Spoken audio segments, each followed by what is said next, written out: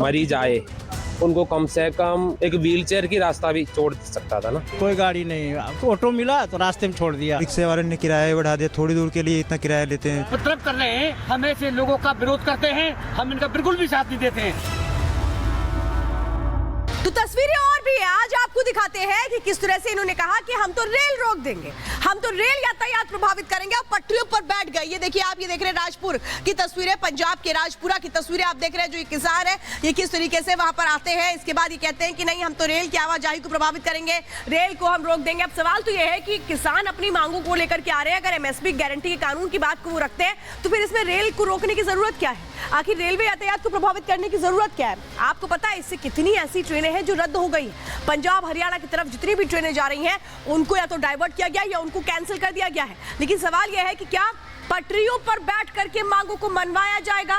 क्या ये दबाव की राजनीति नहीं है? सवाल तो यह है कि मांगे अगर एमएसपी की हैं तो फिर ये रेल रोको अभियान क्यों शुरू किया जाता है? पंजाब की तस्वीरें आपने देखी, चलिए जरा हरियाणा की तस्वीरें देख लीजिए। ये देखिए, आप सिरसा की तस्वीरें देख रहे हैं, जहां पर आप देख रहे हैं किस तरीके से बड़ी संख्या में ट्रैक पर ये लोग बैठ गए आकर के। कोई भी गाड़ी नहीं निकलेगी, कोई भी ट्रेन नहीं निकलेगी। देखिए पटरियां देख रहे हैं आप, इन पटरियों पर ये लोग बैठ गए। ये कह रहे हैं नहीं हम तो इसी तरीके से अपने आंदोलन को आगे बढ़ाते रहेंगे। लेकिन आपको पता है एक तरफ ये आंदोलन आगे बढ़ रहा है, ये आंदोलन एक तरीके से कैसे ये लोग आकर के बैठ गए हैं रेल की पटरियों पर। लेकिन कुछ ऐसे किसान संगठन भी हैं जिन्होंने बहुत बड़ी बात कह दी, बहुत चौंकाने वाली बात कह दी। उन्होंने कहा कि हम इनके आंदोलन के साथ नहीं है। उन्होंने इस आंदोलन में साफ तौर पे कह दिया कि कैसे वो तत्व शामिल हैं जो आंदोलन को दूसरी दिशा में ले जा रहे हैं। कौन है वो किसान संगठन जो बड़े आरोप लगा रहे हैं इन लोगों के ऊपर? सुनिए सर। हमारा कोई भी ऐसे जो उपद्रव कर रहे हैं दिल्ली में, कि दिल्ली के चारों तरफ रोडों को जाम कर रहे हैं, हाईवे जाम कर रहे हैं, बैरियर तोड़ रहे हैं, हम ऐसे लोगों का विरोध करते हैं, हम इनका बिल्कुल भी साथ नहीं देते हैं। देखिए, ये तो अभी आपने सुना कि कैसे ये कह रहे हैं कि वो लोग जो उपद्रव कर रहे हैं, वो लोग जो एक तरह से प्रदर्शन के नाम पर जाम लगा रहे हैं, हम उनके साथ नहीं है। ये भी वही किसान है, अभी आप सुन रहे हैं, ये किसान जो शामिल नहीं है इस आंदोलन में। लेकिन इससे बढ़कर बहुत चौंकाने वाली बात मैं आपको बताने जा रही हूं, जिसमें वो बयान निकल के सामने आया जिसमें ये कहा जा रहा है कि मोदी जी का ग्राफ बहुत बढ़ गया है राम मंदिर से, उस ग्राफ को गिराने की जरूरत है। ये बड़ी साजिश जिसकी आज एक तरह से कहे एक एक जो तस्वीर है वो निकलकर सामने आई है। वो बयान क्या है वो भी सुनिए जरा। ਮੋਦੀ ਦਾ ਗ੍ਰਾਫ ਬਹੁਤ ਮੰਦਰ ਦੇ ਕਰਕੇ ਉੱਪਰ ਚੜ ਗਿਆ, ਉਹ ਨੁਕਸਾਨ ਉਹ ਇਹਦਾ ਗ੍ਰਾਫ ਡਾਊਨ ਕਿਵੇਂ ਆ ਸਕਦਾ ਹੈ?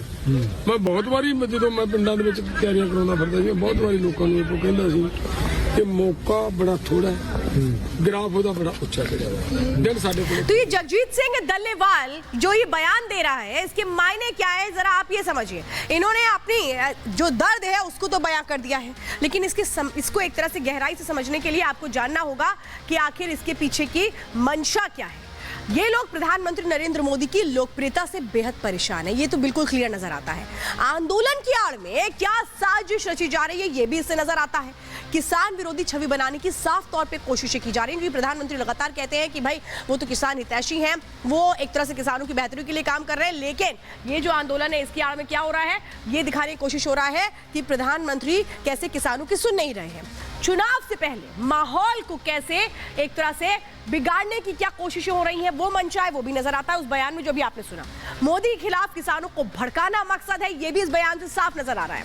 मोदी के खिलाफ भ्रम की स्थिति बनाना मकसद है, क्योंकि प्रधानमंत्री नरेंद्र मोदी हमेशा ये कहते रहे हैं कि बजट में भी किसानों का ख्याल है, उनकी प्राथमिकताओं में भी किसान है, और किसान के लिए खुशहाली के लिए जो कोशिशें हैं वो सरकार उठाती रही है, करती रही है। लेकिन ये जो भ्रम की स्थिति है ये कौन बना रहा है? इसी आंदोलन के जरिए बनाने की कोशिश हो रही है। यानी कैसे पूरे आंदोलन की स्क्रिप्ट इर्द गिर्द घूमती है प्रधानमंत्री के लोकप्रियता के इस ग्राफ के मद्देनजर जो यहां पर खुल करके अब सामने आ रहा है। लेकिन कैसे हरियाणा के मुख्यमंत्री मनोहर लाल खट्टर ने इन लोगों को करारा जवाब दिया है जो एक बहुत बड़ी साजिश रच रहे थे, जो खुल करके सामने आ गई है।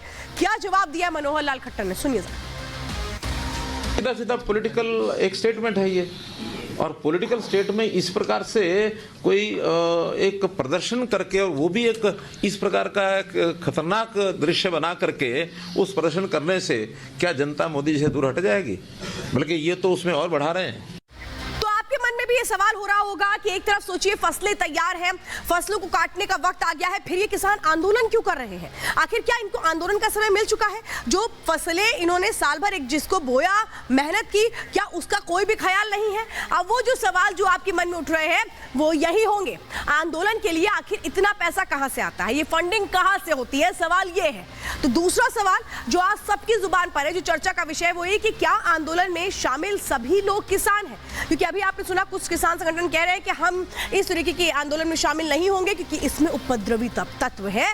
तो क्या वो अब हिस्सा बन चुके हैं इस आंदोलन का? सिर्फ पंजाब के किसान संगठन ही मैदान में क्यों है? क्यों नहीं पूरे देश के किसान एकजुट हो गए? क्योंकि अगर इतना बड़ा मामला तो फिर तो पूरे देश के किसानों को एक साथ होना चाहिए था, लेकिन ऐसा नहीं है। सवाल यह भी है कि प्रमुख किसान संगठन आंदोलन से दूरी बनाने में ही क्या अपनी बेहतरी समझ रहे हैं?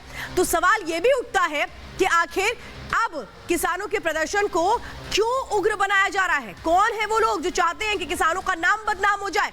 कौन है वो लोग जो किसानों के कंधे पर बंदूक रख के अपने मकसद को पूरी कर रहे हैं? लेकिन अब समझिए, वो एक आम आदमी जो अपने घर से निकलता है अपनी रोजी रोटी के लिए, वो बच्चे जो स्कूल में पढ़ते हैं, उनके एग्जाम्स आ चुके हैं, उनको एग्जाम देना है, अपने भविष्य को बेहतर बनाना है, इनका भाई क्या कसूर है?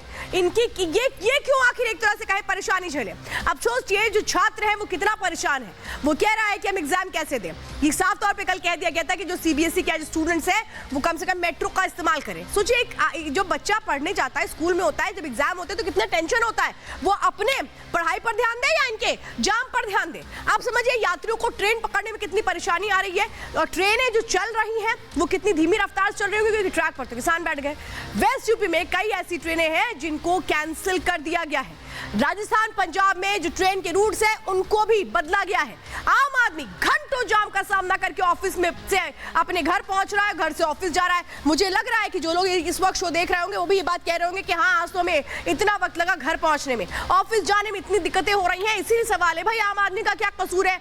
आकर सड़कों पर बैठ जाएंगे, आंदोलन करने लगेंगे और उसके बाद उसकी भेंट कौन चढ़ता है? एक आम आदमी चढ़ता है। आंदोलन से सामान की सप्लाई भी सीधे सीधे प्रभावित है। कई सामान तो ऐसे जिनकी सप्लाई रोक दी गई है। नोएडा में स्कूलों को फिलहाल बंद कर दिया गया है। ऑनलाइन क्लासेस शुरू हो चुकी हैं नोएडा में, क्योंकि स्टूडेंट्स कैसे जाए, लगातार घंटों जाम का सामना करना पड़ता है। आप समझिए कैसे आपकी जेब पर भी सीधा सीधा इसका असर होगा, क्योंकि फल और सब्जियों के दाम आसमान छूने लगेंगे, क्योंकि मार्केट में आ नहीं रहे, मंडियों में किल्लत हो चुकी है, तो फिर इनके जो दाम है वो बढ़ेंगे और इसका सीधा असर आपकी जेब पर होगा। सामान के दामों में इजाफा होगा क्योंकि ट्रक्स चल नहीं पा रहे हैं। अब ऐसे में एक आम आदमी यही कह रहा है कि हम परेशानी भी झेलें, अपनी जेब पर भी बोझ झेलें। आखिर कब तक ये चलता रहेगा? एक आम आदमी की जुबानी सुनी उसकी परेशानी की कहानी। वॉक करके काफी लंबा पड़ रहा है हमारे को और लेट भी हो रहे हैं ऑफिस के लिए। हम तो बहुत परेशान है जी। अब तो उधर से पैदल इतनी दूर से आ रहे हैं, 2 किलोमीटर 3 किलोमीटर पैदल आ रहे हैं। परेशानी हो रही है, धंधे रोजगार का